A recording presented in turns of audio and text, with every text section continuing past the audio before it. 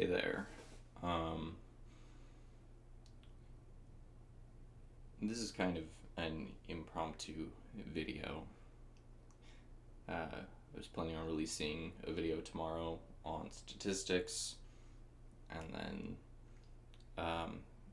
after that, later in the week, a video on electrical engineering currents. I still plan to do that, but I thought it was important that I talk about this. So today,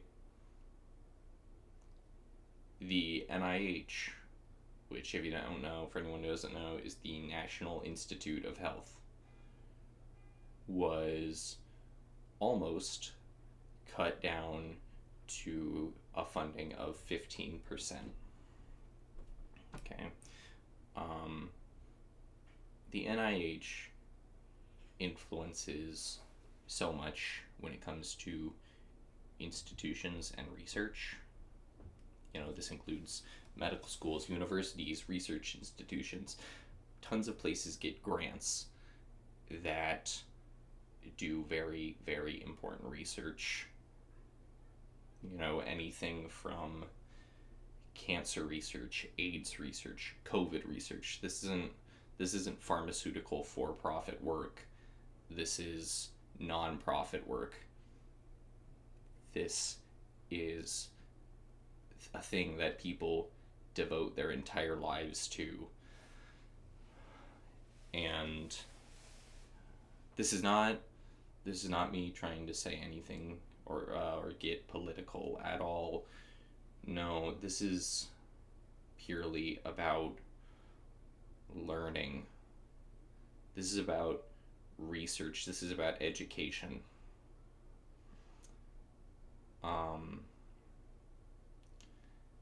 The motion to cut this funding was put on hold until the 21st, court date of the 21st of this month.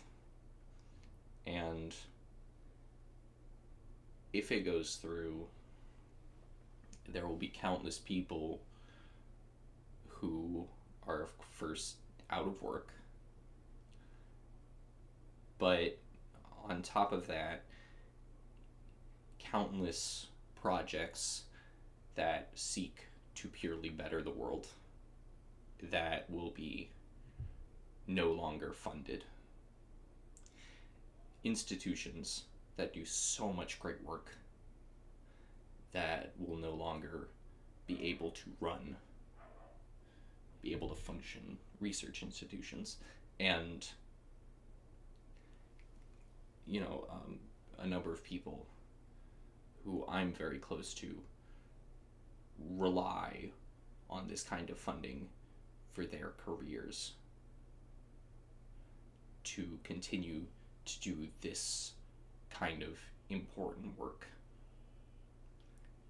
Things that range from, like what I mentioned, cancer research, all the way over to stuff like psychology, mental health research, these kinds of things. And from a personal standpoint,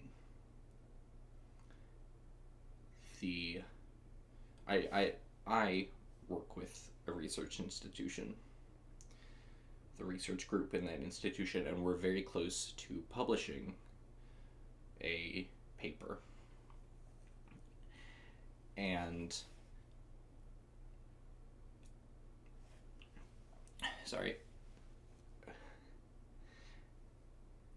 this paper was one of the last things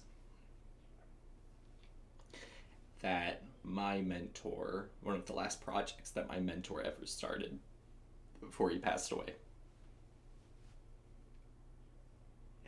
And he passed away due to blood cancer.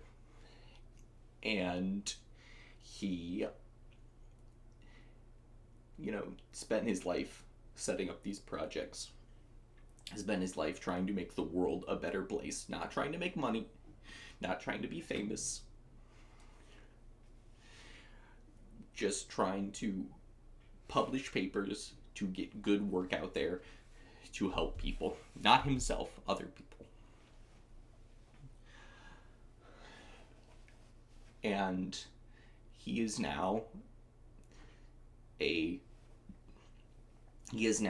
part of that cancer research. He is now a statistic in that cancer research. He is one of those data points.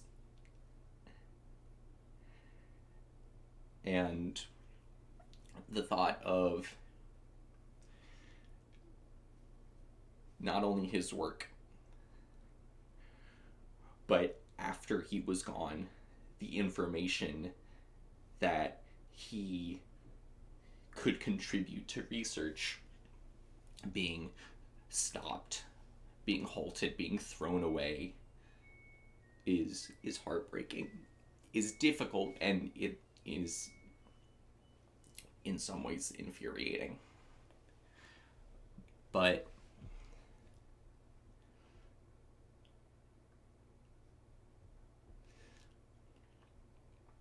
it is important for all of us, for anyone who needs to hear it, to keep learning,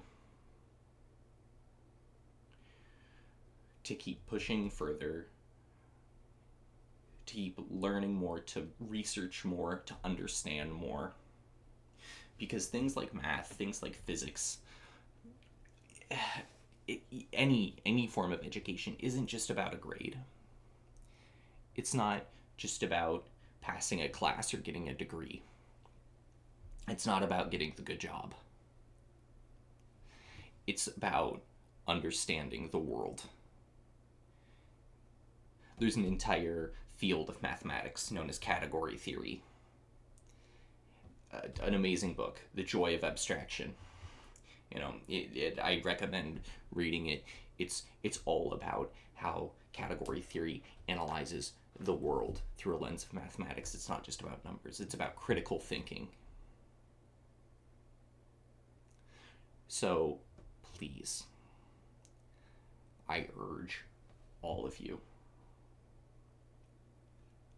don't just accept this idea that we can push aside education, that we can push aside research, that we can push aside knowledge.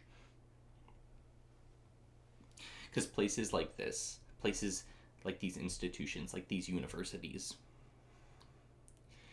they allow us to grow, they allow us to understand the world, they allow us to understand each other and make sure that the world can be at a better place than it was today, be a better place tomorrow.